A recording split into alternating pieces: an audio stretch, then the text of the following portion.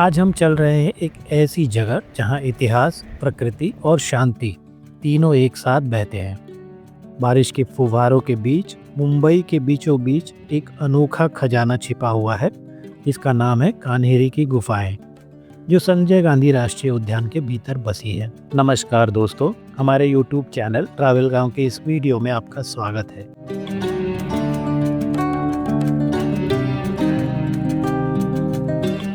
हम पहुंच गए हैं संजय गांधी नेशनल पार्क के मेन गेट पर। संजय गांधी नेशनल पार्क मुंबई के वेस्टर्न सबअर्ब के बोरीवली रेलवे स्टेशन से 1 किलोमीटर दूर है। बोरीवली ईस्ट में रेलवे स्टेशन के बाहर से आपको ऑटो रिक्शा और बस भी मिल जाएगी। बस का किराया 6 रुपया और ऑटो रिक्शा का मीटर के हिसाब से जो भी मिनिमम फेयर होता है उतना किराया लगता है। सबसे पहले यहाँ से एंट्री टिकट लेनी है।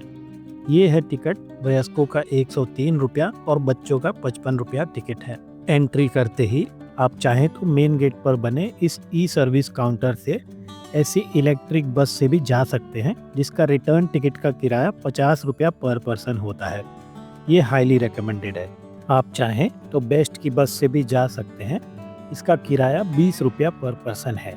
आप ऐसी प्राइवेट टैक्सी से भी जा सकते हैं, जिसका किराया 50 रुपया पर पर्सन है। आप गेट के अंदर आकर इस काउंटर से रेंट पर साइकिल भी हायर कर सकते हैं, जिसका हर 2 घंटे का 80 रुपया किराया है। आप चाहें तो अपनी पर्सनल साइकिल लेकर भी आ सकते हैं और 40 रुपया एक्स्ट्रा चार्ज देकर आप अपनी पर्सनल साइकिल से भी कान्हेरी केव्स या नेशनल पार्क के किसी भी हिस्से में घूम सकते हैं। या आप चाहें तो 7 किलोमीटर लंबे इस नेचर ट्रेल पर प्रकृति के आंचल पर ट्रैक करते हुए पैदल भी जा सकते हैं।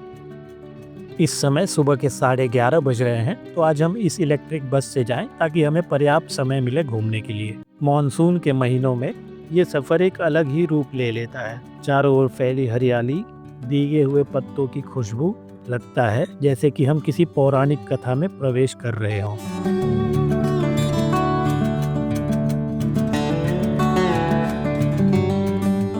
चलिए शुरू करते हैं हमारी यात्रा।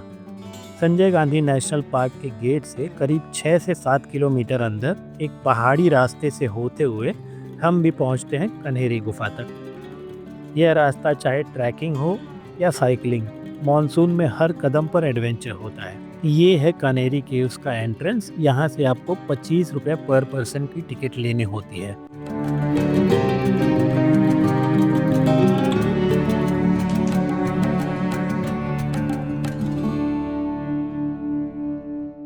जैसे ही सीढ़ियों से हम ऊपर आते हैं, सामने आता है ये भव्य दृश्य।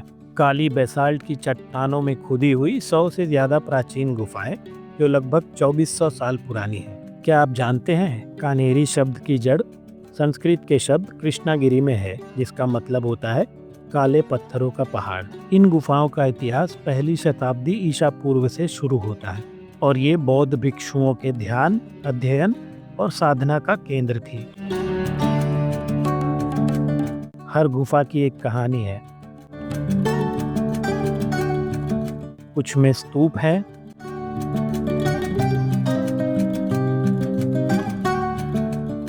कुछ में विहार। विहार का अर्थ होता है रहने की जगह।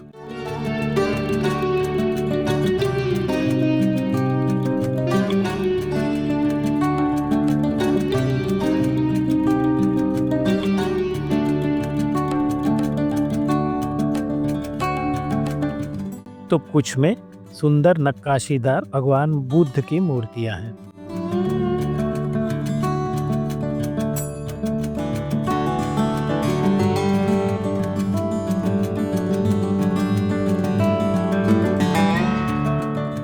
ये है गुफा नंबर 3।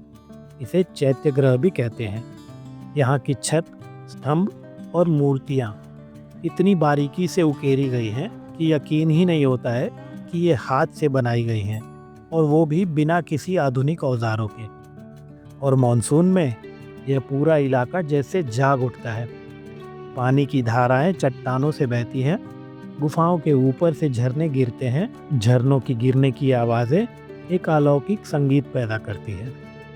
लोग यहाँ शांति ढूंढने आते हैं, कुछ इतिहास और कुछ तो बस इंस्टाग्राम वर्दी नज़ारों के लिए। और सबको यहाँ कुछ न कुछ ज़रूर मिल जाता है। और सबसे खास बात, गुफाओं के ऊपर चढ़ने के बाद जो दृश्य मिलता है वो अविस्मरणीय है। ऊपर से दिखता है पूरा हरा भरा जंगल, मुंबई की हल्की सी झलक और आसमान से गिरती बारिश की चादर।